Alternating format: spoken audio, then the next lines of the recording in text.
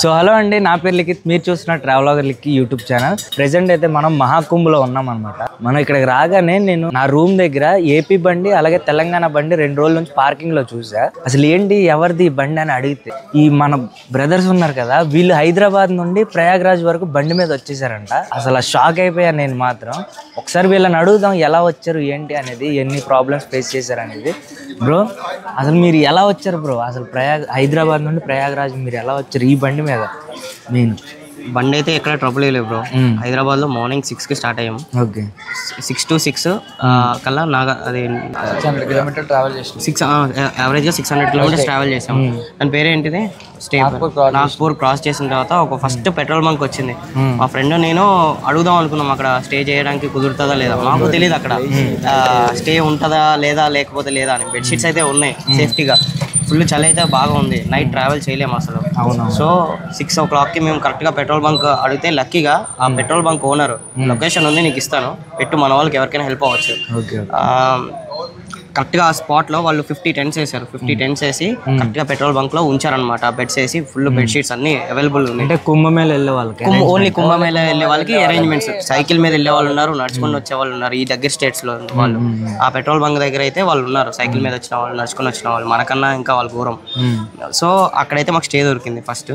అక్కడ నుంచి నెక్స్ట్ రోజు మళ్ళీ వెనక్కి తిరిగి చూసుకోకుండా 600 కిలోమీటర్స్ నైట్ కల్లా ఇక్కడికి వచ్చేసాము ప్రయాగ్రాజ్ వచ్చారు. ఎన్ని లీటర్స్ కొట్టించారు బ్రో పెట్రోల్? అంటే ఇక్కడ వరకు ఎన్ని లీటర్స్ పట్టింది? 26 లీటర్ 27 లీటర్ ఆల్మోస్ట్ 1200 కిలోమీటర్స్ కి 27 లీటర్స్. 27 లీటర్స్ 3000 రూపీస్ పెట్రోల్ కొట్టేసి 3000 రూపీస్ అయిందా? కాదు బ్రో, ఇప్పుడు మీరు యూపీకి వచ్చారు, మీకు దారిలో ఎవరన్నా పోలీసులు కానీ ఎవరైనా ఇబ్బంది పెట్టారా? ఎవరు ఇబ్బంది పెట్టలేదు బ్రో. ఎక్కడ ఆపలేదు, కంఫర్టబుల్ గా వచ్చినాం. కానీ చాలా జాగ్రత్తగా డ్రైవ్ చేసుకుంటూ రావాలి అందరూ. చాలా డేంజర్ అంటే నేషనల్ హైవే అది, ఎక్కువ లారీలు బస్సులు చాలా జనాలు ఇక్కడికి వస్తున్నారు కాబట్టి 2 వీలర్ అంటే చాలా రిస్క్. అవునవును, కాబట్టి చాలా జాగ్రత్తగా అందరూ చూసుకొని రావాలి. ఇది కార్ కాదు, లారీ కాదు, బస్సు కాదు, బైక్ కాబట్టి మినిమం స్పీడ్ మెయింటైన్ చేసుకుంటా రైడర్ లెక్క కాకుండా ఒక డ్రైవర్ లెక్క నీట్ గా రావాలి. రైడర్లు అనుకుంటే ఇంత దూరం రావద్దు. మీ ఇద్దరు చేశారు డ్రైవింగ్. ఒక 250 అతను ఒక 250 అలసిపోయిన తర్వాత 250 500 వచ్చేసిన తర్వాత పెట్రోల్ బంక్ వచ్చింది. నెక్స్ట్ రోజు 300 అట్లా కొట్టేసాం. Very good. 2 days లో కరెక్ట్ గా వచ్చాం. పోలీసుల నుంచి అయితే ఏ ప్రాబ్లం లేదు. యూపీలో కూడా అసలు లోకల్ అనుకుంటున్నాడు, ఆ ప్లేట్ చూడట్లేదు ఎవరు. కానీ బండి వేసుకొచ్చిన వాళ్ళకి అడ్వాంటేజ్ ఏంటంటే ఇక్కడ యూపీలో ఎక్కడికైనా తిరిగే బాధలు తప్పవు. ఒక్కొక్కరు యావరేజ్ గా రోజుకి 20 to 30 కిలోమీటర్స్ తిరుగుతున్నారు ఇక్కడికి వచ్చిన తర్వాత. ఎందుకంటే ఈ ప్రైస్లు అలా ఉన్నాయి. ఇక్కడ బైక్ ఎక్కితేనే జస్ట్ అక్కడికి వెళ్ళడానికి ఒక 300-400 అడుగుతున్నారు, జస్ట్ 2 kilometers వెళ్ళడానికి. అదే బ్రో, అది నిజమే. మొన్న నేను జూసీ జంక్షన్ కి వచ్చినప్పుడు ఆస్తులు అడిగాడు వాడు 500. మాదాపూర్లో ఏమైనా సైట్ ఉంటే రాసి ఇచ్చేయచ్చు, నో ప్రాబ్లం. ఇక్కడ నేను ఆశ్రమంకి రావడానికి నాకు 500 రూపీస్ ఛార్జ్ చేశాడు ఈ బండి మీద. కానీ ఈ ఆశ్రమం బాగా హెల్ప్ చేసింది. అసలు ఈ ఆశ్రమంలో తెలుగు వాళ్ళకి చాలా ఇంపార్టెంట్ ఇది. తెలుగు వాళ్ళనే కాదు, వేరే వాళ్ళకి కూడా ఇస్తున్నారు బయట వాళ్ళకి. అవును, ఆ రోజు వీళ్ళు లేరు అని ఉంటే మాకు బయట హోటల్స్ కి per day per person 1500 to 2000 charge ఉంది బయట. అసలు ఈ ఆశ్రమం చాలా హెల్ప్ఫుల్ అయింది. స్నానం చేయడానికి అంత బాత్రూమ్స్ కానీ అకామిడేషన్స్ కానీ బాగుంది ప్రెసెంట్ అయితే. బ్రో మీరు ఇంత దూరం వచ్చారు కదా ప్రయాగ్రాజ్ కి, అంటే లైవ్ యాక్సిడెంట్స్ ఏమన్నా చూసారా వచ్చేదారిలో? చాలా చూసాం బ్రో. అవునా, 40+ యాక్సిడెంట్ చూసాం. అందులో 38 లారీలే, మొత్తం 2 కార్స్ ఉన్నాయి. అంటే లారీల వల్ల రిస్క్ ఎక్కువ ఉంటుంది మెయిన్. లారీలు ఇంకా లారీలే కాకుండా ఆ లైన్ లో శిథిలాలు అయిపోయిన కార్లు ఏమైనా కానీ చాలా ఉన్నాయి. చాలా యాక్సిడెంట్స్ ఉన్నాయి, చాలా జాగ్రత్త రావాలి. ప్లస్ యూపీ ఒక ఎంటర్ అవ్వకముందే మీకు రాంగ్ రూట్ అనేది ఉంటది ఎక్కడో చోట మధ్యలో. ఎవరు రాంగ్ గా వస్తారో కూడా తెలియదు, హైవే మీద ఎక్స్పెక్ట్ కూడా చేయలేము.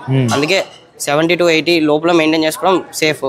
లేట్ గా వస్తామని ప్లాన్ ఉంటే, లేదా ఎర్లీగా రావాలి అనుకుంటే కొంచెం జాగ్రత్తగా కాషియస్ గా రావాలి అంతే. అది మాత్రం పక్కా.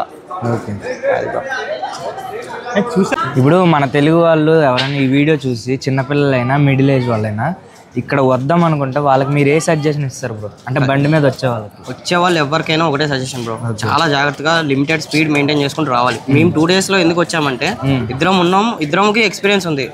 ఇలాంటి రైడ్స్ చిన్న వెళ్తూ ఉంటాం అప్పుడప్పుడు. సో మనోడు కూడా ఎక్కువ ఏపీ వెళ్తూ ఉంటాడు, వస్తూ ఉంటాడు.